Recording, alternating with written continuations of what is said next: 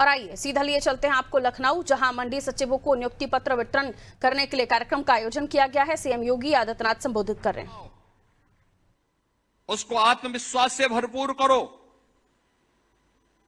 प्रक्रिया में और सरलता लाने की आवश्यकता है।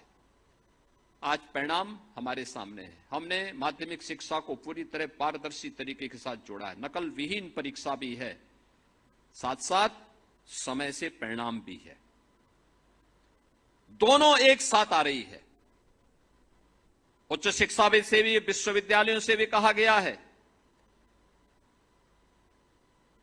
कि वे अपने आप में भी ये सुधार करें, प्रक्रिया को और पारदर्शी करें और भर्ती की प्रक्रिया को भी इतना स्मूथ बनाएं, इतना सरल और सहज बनाएं कि कोई भी युवा जो जाए उसको लगना चाहिए संस्थान मेरी कैरियर को आगे बढ़ाने वाला है। उसको ये नहीं लगना चाहिए कि संस्थान मेरे कैरियर को बर्बाद करने वाला है। उसके मन में उस संस्थान के प्रति श्रद्धा का भाव होना चाहिए। इसके लिए संस्थान को अपने आप को तैयार करना चाहिए।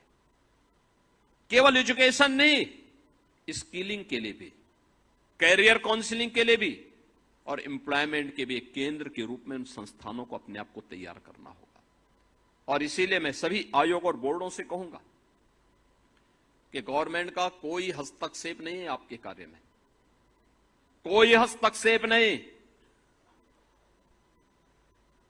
अब परीक्षा अधियाचन जाने के बाद परिणाम आने में 6 महीने से ज्यादा का समय नहीं लगना चाहिए। अधियाचन आया, 1 महीने के अंदर विज्ञापन जारी कर दीजिए। अगले 2 महीने के अंदर परिणाम परीक्षा करवा करके अगले 1 महीने के अंदर परिणाम ला दीजिए और 6ठे महीने इन नौजवानों के हाथों में परिणाम इनका आ जाना चाहिए। लंबी प्रक्रिया नहीं होनी चाहिए, उसको सरल बनाओ, सहज बनाओ, जिससे वह युवा अपने आप को तैयार कर सके, एक उत्साहपूर्ण तरीके से अपनी ऊर्जा का लाभ दे सके। हमने देखा है जब हम अपनी युवा ऊर्जा को प्रोत्साहित करते हैं, उसको साथ लेकर के चलते हैं, परिणाम आते हैं। याद करिए, यही उत्तर प्रदेश 2017 के पहले बीमारू राज्य कहा जाता था। बीमारू राज्य था, युवा पलायन कर रहा था, किसान आत्महत्या कर रहा था, बेटी के सामने सुरक्षा का संकट था, व्यापारी माफिया से तबाह था, किसान अपने खेत में जाने से डरता था। खेत में अगर उसने मोटर लगा रखी है तो कब चोरी हो गई उसको पता ही नहीं होता था। ये यूपी के अंदर होता था और आज मुझे बताते हुए प्रसन्नता है।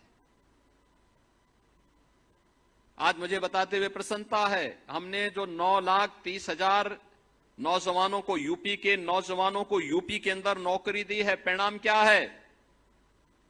इन 9 लाख ने हमें यूपी के अंदर डेमोग्राफिक डिविडेंड के रूप में यूपी को उससे लाभान्वित किया है।